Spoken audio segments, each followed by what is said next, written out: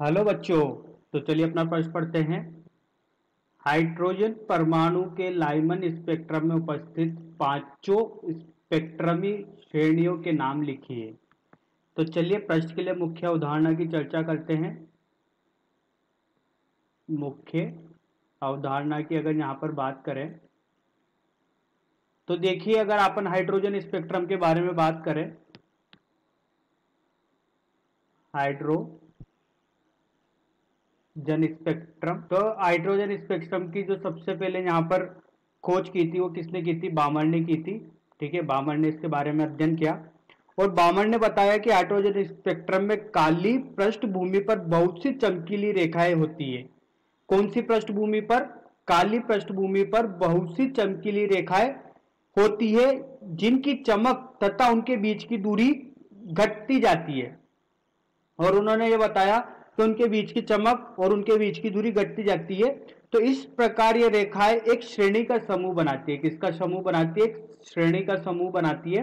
ठीक है, इसे अपन क्या बोलते हैं? बामर श्रेणी बोलते हैं। ठीक है, तो इस तरीके से इन्होंने अध्ययन किया और अपन को बताया कि किस तरीके से श्रेणी बनती है और किस तरीके से उसमें अपन के पास रेखाएं प्राप्त होती है। ठीक है, तो देखिए अगर यहां पर बात करूं तो जब कोई भी हाइड्रोजन स्पेक्ट्रम में बात करें तो अपन यहां पर बोल सकते हैं कि जब कोई भी इलेक्ट्रॉन उच्च ऊर्जा स्तर से निम्न ऊर्जा स्तर, ये कैसा ऊर्जा स्तर है अपन के पास? उच्च ऊर्जा स्तर। और ये वाला कैसा अपन के पास? निम्न ऊर्जा स्तर। तो जब कोई भी इलेक्ट्रॉन उच्च ऊर्जा स्तर से निम्न ऊर्जा स्तर में आता है तो वो एक विशेष प्रकार की तरंग दैर्ध्य को उत्सर्जित करता है। तो उस तरंग दैर्ध्य का जो मान होता है ये होता है अपन का 1/λ। उस तरंग दैर्ध्य का मान क्या होता है? 1/λ बराबर R 1/n2 का वर्ग ऋण 1/n1 का वर्ग। तो यहां पर इन्होंने ऐसे बताया कि जब कोई उच्च ऊर्जा स्तर से निम्न ऊर्जा स्तर में आता है तो एक विशेष प्रकार की तरंग दैर्ध्य को क्या करता है? उत्सर्जित करता है। ठीक है, तो इस तरीके से इन्होंने यहां पर अपन के पास एक बामर श्रेणी में 5 तरह की श्रेणी बताई है। पहला जो आता है वो आता है अपन के पास लाइमन श्रेणी। दूसरी यहां पर अपन के पास आती है बामर श्रेणी। तीसरा अपन के पास आता है यहां पर पाश्चन श्रेणी। चौथी आती है अपन के पास ब्रैकेट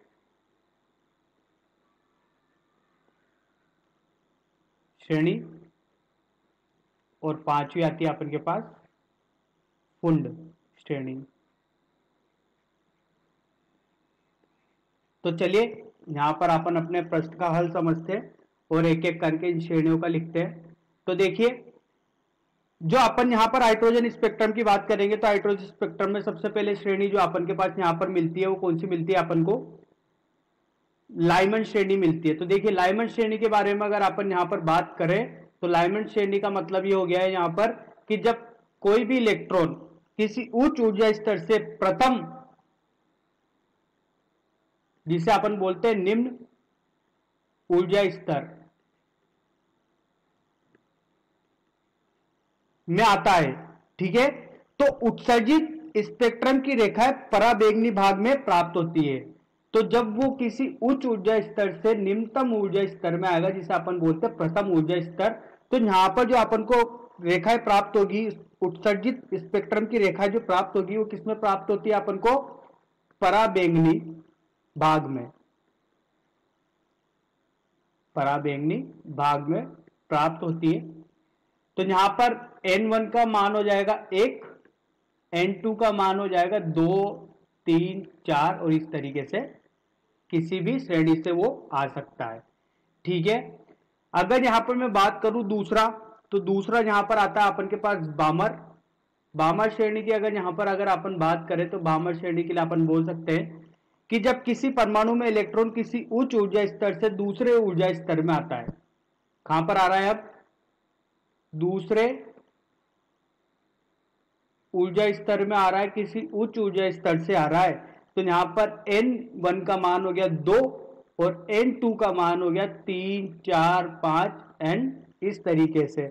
तो इसमें उत्सर्जित स्पेक्ट्रम रेखा जो प्राप्त होगी वो किसमें प्राप्त होगी, अपन को उत्सर्जित स्पेक्ट्रम रेखा दृश्य प्रकाश में प्राप्त होती है। बहुत बढ़िया, दृश्य भाग में प्राप्त होती है।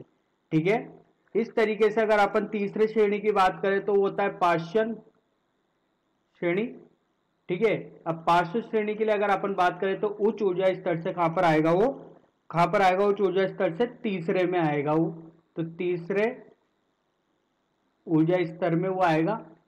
ठीक है, और यहां पर अगर अपन बात करें एन का, तो N1 बराबर हो गया 3 और N2 बराबर हो गया 4, 5 और इस तरीके से। तो यहां पर अगर अपन के पास कौन सी प्राप्त होगी, ये स्पेक्ट्रमी रेखाएं अवरक्त भाग में प्राप्त होती है। ठीक है, अब यहां पर अगर अपन बात करें चौथे की बात करें, अगर चौथे श्रेणी की बात करें तो देखिए चौथे श्रेणी की अगर, तो चौथा श्रेणी कौन सी होती है अपन के पास, ब्रैकेट। ठीक है, ब्रैकेट की अगर बात करें तो इसमें कहां से आएगा वो, उच्च ऊर्जा स्तर से चौथे ऊर्जा स्तर में आएगा।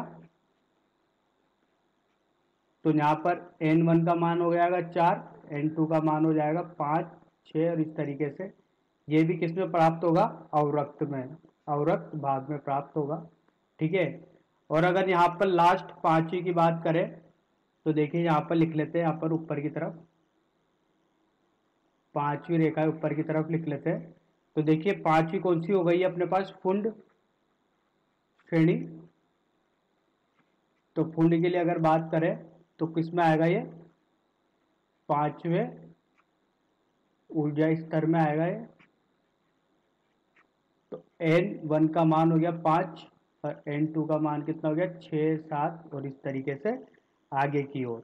ठीक है, तो यहां पर भी अगर स्पेक्ट्रमी रेखाएं जो प्राप्त होगी वो किसमें प्राप्त होगी, अवरक्त भाग में। ठीक है, तो इस तरीके से अपन ने जो यहाँ पर बताना था हाइड्रोजन परमाणु में या हाइड्रोजन स्पेक्ट्रम में 5 श्रेणियां, लाइमन, बामर, पार्शियल, ब्रैकेट और फून। ठीक है, तो आशा करता हूं आपको ये समझ में आया होगा। धन्यवाद।